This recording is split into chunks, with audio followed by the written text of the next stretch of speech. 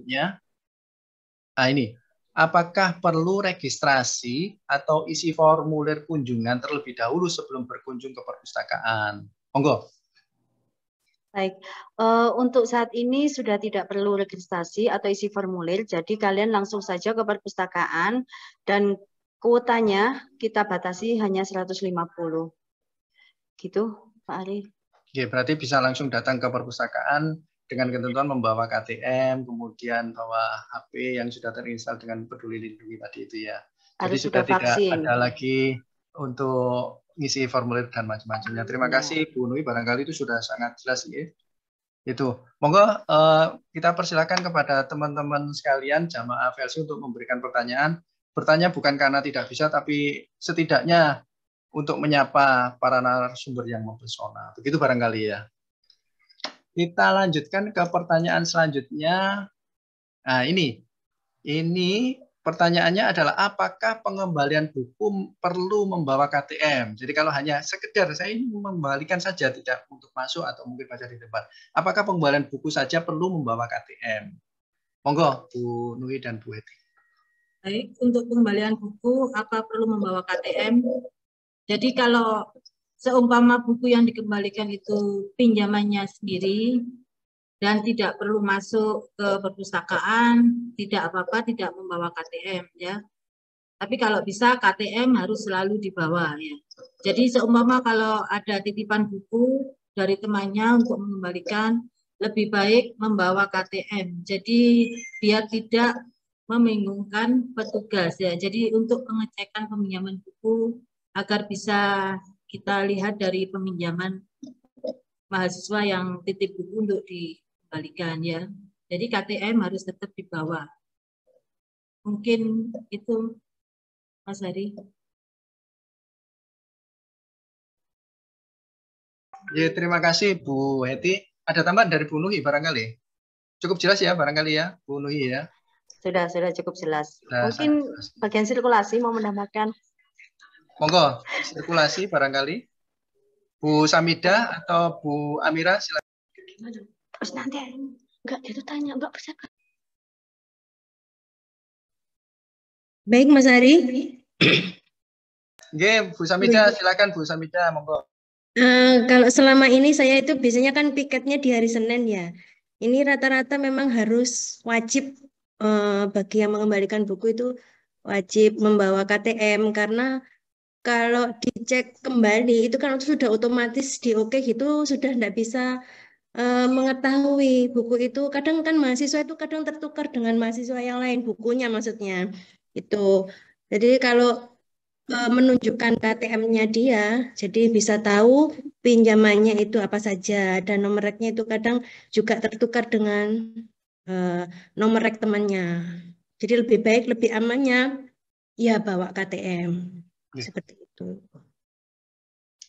Oke, terima kasih Bu Samida. Cukup? Kemudian ini lagi Mas Hari, selama saya waktu di sirkulasi itu kebanyakan dari mahasiswa ketika masuk berkunjung, ketika absen, itu kebanyakan datanya itu tidak aktif. Jadi perlu diperpanjang. Jadi bisa melalui administrasi atau bisa langsung menuju ke sirkulasi untuk diperpanjang masa keanggotaannya. Jadi banyak sekali mahasiswa ketika dia absen gitu kita dengarkan itu kan ada suaranya ya. Jadi kalau berhasil dan dia sudah aktif, otomatis dia bilang namanya ini terima kasih sudah absen berkunjung ini. Ketika tidak aktif dia akan maaf anggota masih dalam ini masa anggotanya sudah habis seperti itu. Jadi kadang itu mahasiswa ragu-ragu ketika ada suara seperti itu dia itu takut. Jadi antara aku kini mau kemana ya, mau masuk apa tidak seperti itu. Jadi kebanyakan gitu Mas Hari ini mumpung masih ada mahasiswa di sini ya. Oke.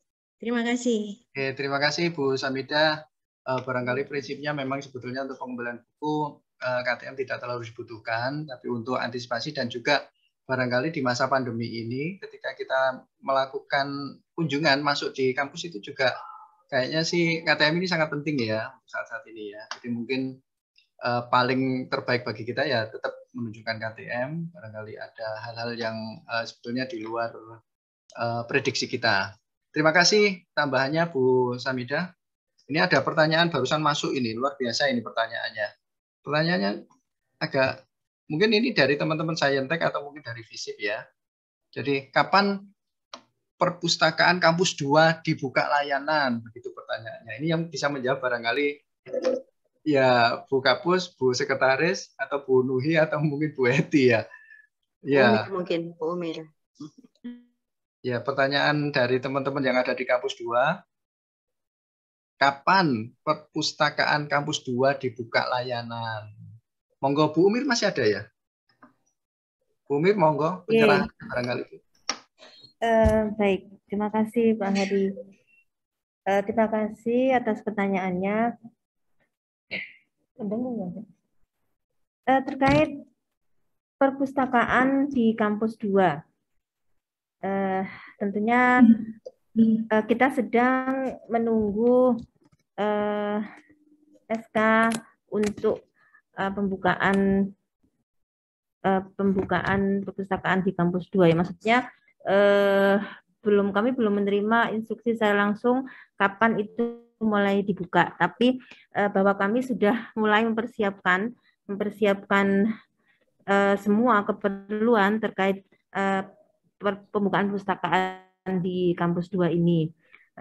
Artinya mulai dari penataan ruang, kemudian pengadaan komputer, peralatan, mebel, dan sebagainya itu sudah sedang dalam persiapan, sedang ditenderkan. Kemudian koleksi juga sudah kita ajukan, juga sudah kita proses untuk yang koleksi yang sudah ada di perpustakaan kampus 1 yang terkait dengan kebutuhan prodi di kampus 2 tentu akan kita pindahkan ke kampus 2. Nah, itu sedang dalam proses penyiapan. Sudah ada beberapa, kita sudah mulai menyiapkan perubahan database-nya untuk buku-buku itu, koleksi itu adalah untuk kampus 2 gitu ya, sudah mulai kita siapkan ke sana. Nah, namun kapan itu dibuka tentu kita masih menunggu ini ya SK dari pimpinan, instruksi untuk kapan dibukanya ini. Jadi masih dalam proses penyiapan begitu Pak Hari yang bisa disampaikan. Terima kasih Bu Umir. Mudah-mudahan yang bertanya juga ada di room ini, jadi masih proses penyiapan. Tapi pada prinsipnya kita sudah siap jika memang instruksi dari pimpinan untuk buka layanan. Begitu nggih Bu Umir ya. Kita lanjutkan di pertanyaan selanjutnya untuk Bu Nuhi dan Bu Eti. Apakah boleh berkunjung ke perpustakaan ketika belum melakukan vaksin COVID-19? Belum vaksin ini, berarti belum vaksin 1-2 barangkali ya. Apalagi booster. Monggo Bu Nuhi, Bu Eti, barangkali ada tanggapan? Belum boleh, tak jawab langsung ya Pak Ari. Jadi kalau belum vaksin, sama sekali belum boleh ke perpustakaan. Jadi harus vaksin terlebih dahulu, vaksin 1 dan 2. Kalaupun belum booster tidak apa-apa. Oke. Oke. Jadi harus vaksin ya Bu Nuhi ya? Iya. Harus 1-2 gitu ya Bu Nuhi ya? Atau 1 saja boleh? Sebaiknya 2. Sebaiknya 2 begitu ya. Untuk yang PTM besok juga harus vaksin 2 kali Pak Hari, yang semester 2 dan 4. Gitu. Oke, terima kasih Bu Nuhi. Jadi selaras dengan surat edaran dari rektor barangkali yang bisa berkunjung ke perpustakaan adalah yang sudah vaksin minimal 2 kali ya. Sekarang itu 2 kali itu minimal ternyata. Kalau dulu kan 1 itu yang minimal 2 kali. Terima kasih Bu Nuhi. Ini pertanyaan selanjutnya. Nah, ini ada hubungannya dengan UIN Saku Buku ya, e-library kita. Berapa lama aktivasi akun di UIN Saku Buku? Barangkali ini bisa ditanggapi langsung oleh admin Kubuku Insa ya, UIN Saku Buku ya. Pak Nasir ada ya di ruangan ini ya? Halo Pak Abdul Nasir. Ya. Ya, terima kasih Pak Nasir. Ini ada pertanyaan kayaknya spesifik ya buat pengelola UIN Saku Buku e-library kita. Berapa lama aktivasi akun di UIN Saku Buku, Pak Nasir? Monggo. Untuk aktivasi buku, jadi mulai saat waktu proses registrasi member baru, maka tetap otomatis di jam kerja saat itu juga akan diaktifkan. Jadi tidak menunggu sampai 12 jam atau 20. Jadi langsung aktif, dan masa berlaku kita sesuaikan rata-rata 4 tahun ya, sekali member 4 tahun masa aktifnya. Namun disesuaikan, maksudnya disesuaikan itu apa Pak? Disesuaikan, kita lihat NIM-nya. Dari NIM kita bisa lihat tahun masuknya jadi mahasiswa. Nah, kita perkirakan rata-rata sih 4 tahun ya. Namun kalau yang baru jadi member itu NIM-nya 2015, NIM-nya 2017, maka otomatis berkurang, tidak langsung dikasih waktu aktivasi, masa aktifnya 4 tahun. Jadi bisa jadi setahun, 2 tahun. Jadi disesuaikan masa akhir wisuda, batas akhir wisuda. Nanti setelah kita lihat, nanti ketika lihat masa expirednya ternyata ada anggota, karena ada pemberitahuan, ada anggota yang keanggotaannya sudah berakhir, maka kita lihat lagi anak ini sudah lulus belum ya, terutama kita lihat di database keanggotaan perpustakaan sudah bebas pinjam selesai belum. Nah ternyata kalau belum ada keterangan lulus berarti kita aktifkan lagi. Nah seperti itu.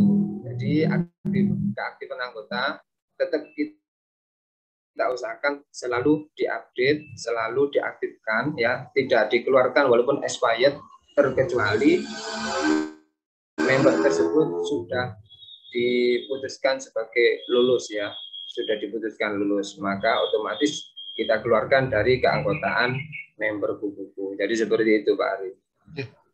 Oke, terima kasih Pak Nasir. Jadi pada prinsipnya untuk aktivasi registrasi akun itu tidak menunggu jam atau hari ya, bisa jadi mungkin kita registrasi hari ini, kalau memang sudah sesuai yang ada di panduan registrasi akun di UIN Saku Buku langsung diaktifasi begitu ya. Sekedar informasi buat jamaah sekalian, jamaah VLC dan Sobat Perpustakaan Indonesia, untuk panduan-panduan seperti panduan create account di repositori kita di digilib.uinsb.ac.id, kemudian panduan create account di UIN Saku Buku bisa dilihat di YouTube kita, atau bisa sekali lagi saya promosi di media sosial kita di bio Instagram @perpustakaan Indonesia, di Linktree itu ada link yang langsung mengarah kepada panduan-panduan seperti itu. Terima kasih Pak Nasir atas jawabannya. Ini saya lihat tidak ada pertanyaan lagi ya. Barangkali ada pertanyaan dari teman-teman di chatbox ini kosong. Enggak ada. Kemudian ini ada pertanyaan yang baru masuk ini. Bu Nui dan Bu Heti. Saya ingin melakukan perpanjangan online langsung secara mandiri di katalog.uinsb.ac.id, tapi tidak bisa masuk karena salah password. Jadi layanan kita salah satunya secara daring ini adalah perpanjangan mandiri online di katalog.uinsb.ac.id. Ini ada pemustaka yang ingin melakukan perpanjangan tapi tidak bisa masuk, tidak bisa login karena password salah. Apa yang harus saya lakukan? Begitu pertanyaannya. Silakan Bu Heti atau Bu Nui. Baik, kalau seumpama kalian mau masuk di katalog UINSB.ac.id, biasanya yang dulu itu default usernya itu NIM sama passwordnya 1 sampai 6. Kalau dicoba itu tetap tidak bisa, coba hubungi petugas nggih. Nanti akan dibetulkan oleh petugas. Gitu aja Pak Ali. Oke, terima kasih Bu Nuhi. Jadi bisa menghubungi Bu Nuhi atau Bu Heti di bagian layanan administrasi barangkali seperti itu ya. Di sorot di Instagram itu juga sudah ada nomor-nomor penting layanan, bisa dicek kembali oleh Sobat Perpustakaan Uinsa, jamaah FLC sekalian, disorot Instagram. Jadi apapun permasalahan yang ada atau yang dialami oleh menjadi kendala bagi teman-teman sekalian dalam pemanfaatan koleksi maupun layanan yang ada di Perpustakaan UIN Sunan Ampel Surabaya, silakan berkunjung ke Instagram kita, ke media sosial kita, ke YouTube kita untuk tutorial-tutorial, panduan-panduan, dan kalau memang di sana tidak ditemukan sebagai problem solving atau solusi yang menjadi kendala, silakan mengirimkan DM atau langsung ke nomor penting layanan yang tersematkan di sorot. Itu ya barangkali ya. Terakhir, barangkali ada kata-kata penutup dari Bu Heti atau Bu Nuhi, silakan Bu Heti. Bu Heti terlebih dahulu ya.